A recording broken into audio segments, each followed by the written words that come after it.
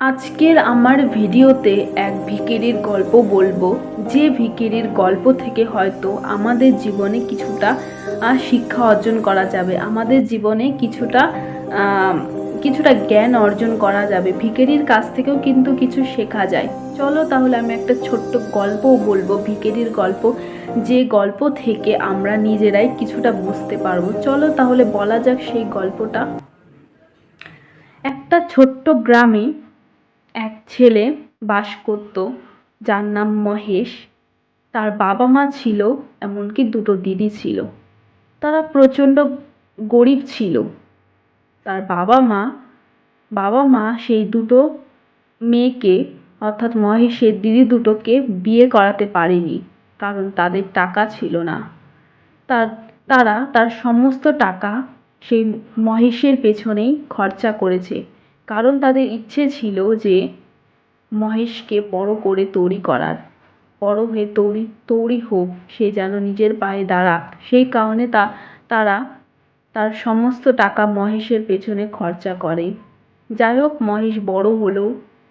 মহেশের এখন পড়াশোনা কমপ্লিট হয়ে গেছে।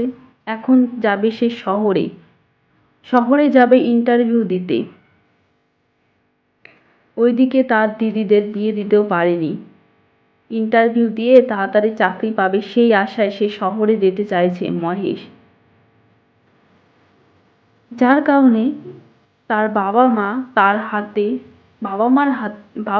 তার হাতে যেটুকু টাকা ছিল সমস্ত কিছুই দিয়ে দিল, কারণ তার বাবা মার বিশ্বাস ছিল যে সে কিছু করার পর তাকে, সে চাকরি পাওয়ার আবার সমস্ত কিছু দিয়ে দেবে। তার বাবা মা অনেক পরিশ্রম করে সেই ছেলেটাকে মানুষ করতে চেয়েছে, মহেশকে মানুষ করতে চেয়েছে। মহেশের সব বুঝে তার বাবা মাকে কথা দিল যে আমি চাকরি পাওয়ার পর তোমাদের আমি দেখব, এই কথা দিল। এই কথায় তার বাবা মা নিশ্চিন্ত হলো।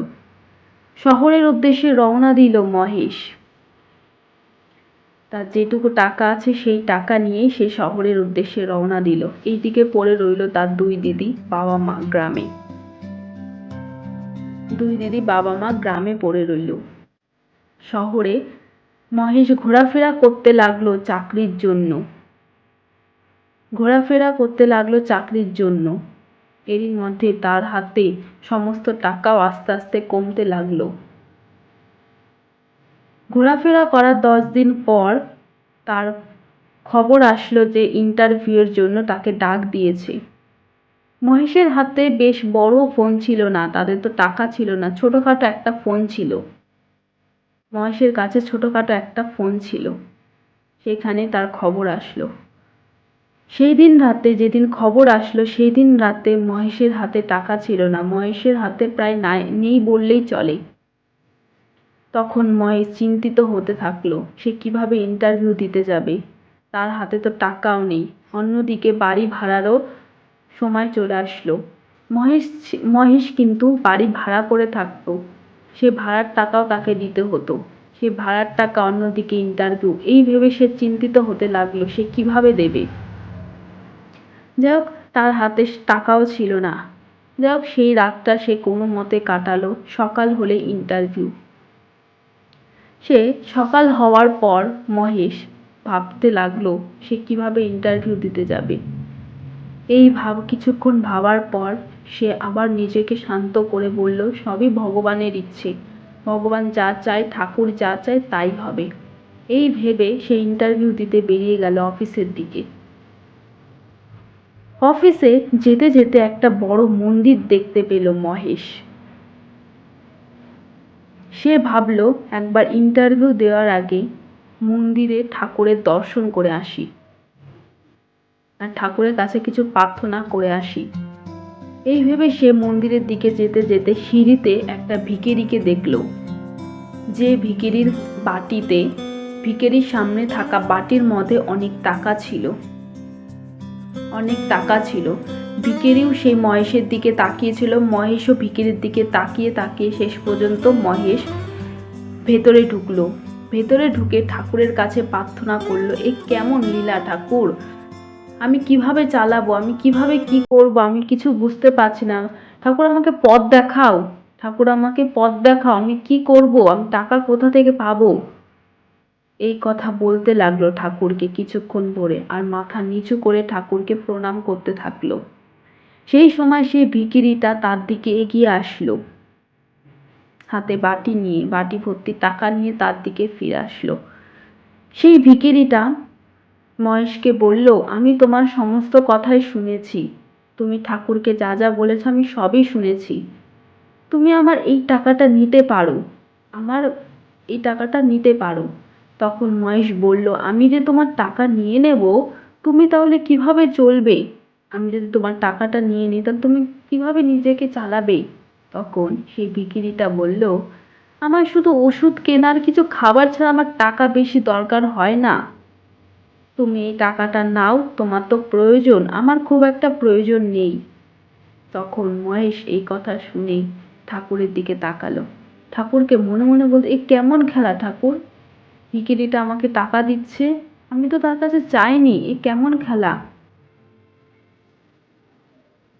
তারপর মহেশ নিজেই মনে মনে আরো ভাবতে শুরু করলো, ঠাকুর এ হয়তো তোমারই কোনো খেলা, তুমি হয়তো এই ভিখিরিকে পাঠিয়েছো আমার কাছে।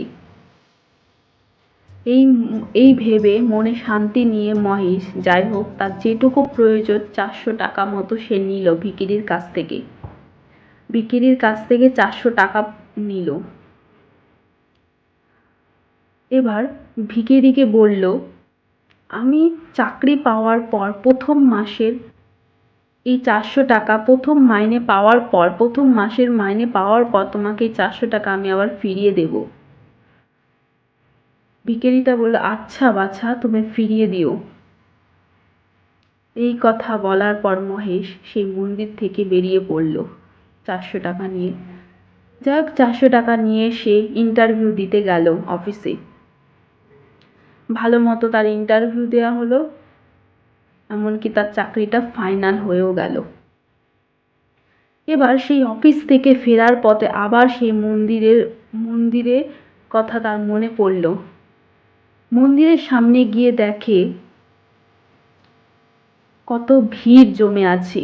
মহেশ বুঝতে পারছিল না কিসের ভিড়। মহেশ সেই ভিড় কাটিয়ে ভেতরে প্রবেশ করলো। দেখলো যে সেই ভিখিরিটা মৃত অবস্থায় পড়ে রয়েছে সিঁড়ির ওপর। মহেশ সেটি দেখার পর মনে হলো তার বুকের ওপর একটা পাথর নেমে পড়লো, বুকের থেকে কিছু যেন একটা চেপে বসলো বা নেমে পড়লো, এরকম মনে হলো মহেশের। কেউ কেউ বলতে শুরু করলো হয়তো টাকার অভাবে সে মারা গেল, ওষুধ কিনতে না পেরে সে মারা গেল। এই কথা শোনার পর মহেশ সরাসরি ঠাকুরের কাছে গেল।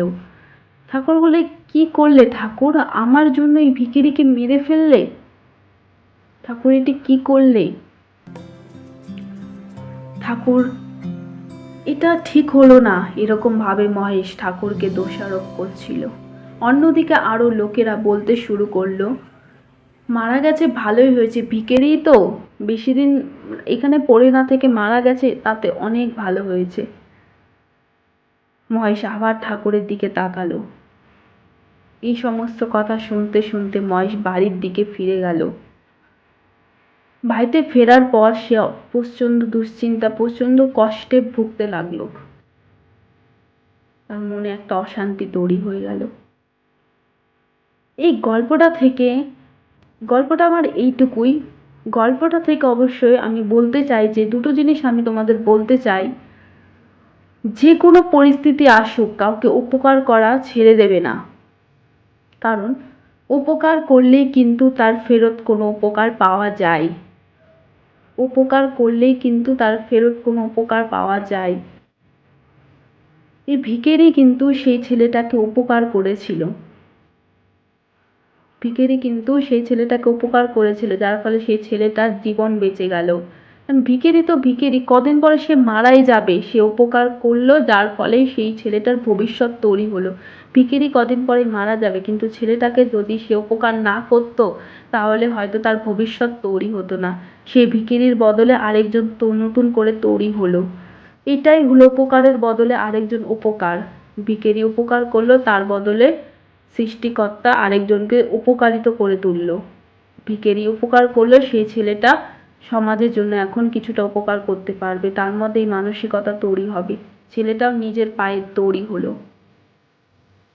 1 নম্বর বিষয় আমার এটাই যে গল্প থেকে যে কাউকে উপকার করলে দ্বিধাবোধ করো না, যে কোনো পরিস্থিতি হোক কাউকে উপকার করো, তার বদলে উপকার পাবে। 2 নম্বর বিষয় হলো এই গল্প থেকে যে তুমি যতই কঠিন পরিস্থিতি হোক না কেন, একা হয়ে পড়ো না কেন, ভগবানের ওপর বিশ্বাস রাখো। ভগবান কাউকে না কাউকে তোমার জীবনে পাঠাবে তোমার দুঃখ দূর করার জন্য। ঠিক এইভাবেই সেই মহেশ ভগবানের কাছে প্রার্থনা করার পর সেই ভিখারি তার কাছে আগমন হয়েছিল, ভগবান তাকেই পাঠিয়েছিল তার কাছে। আমার এই গল্পটা থেকে দুটো বিষয় আমি তোমাদের সাথে শেয়ার করলাম, এই দুটো বিষয় অবশ্যই তোমরা মাথায় রাখবে, দেখবে জীবনে কিছুটা নিজের পায়ে দাঁড়াতে পারবে এই সেই মহেশের মতনই। চলো আজকের আমার এইটুকুই ভিডিও তোমাদের সাথে শেয়ার করলাম। ভালো লাগলে এই গল্পটা ভালো লাগলে লাইক করে দেবে। আমার গল্পটা থেকে মূল বিষয় আমি তোমাদের বলেছি। চলো আজকের ভিডিওটা আমার এইটুকুই। ভালো লাগলে লাইক সাবস্ক্রাইব করবে।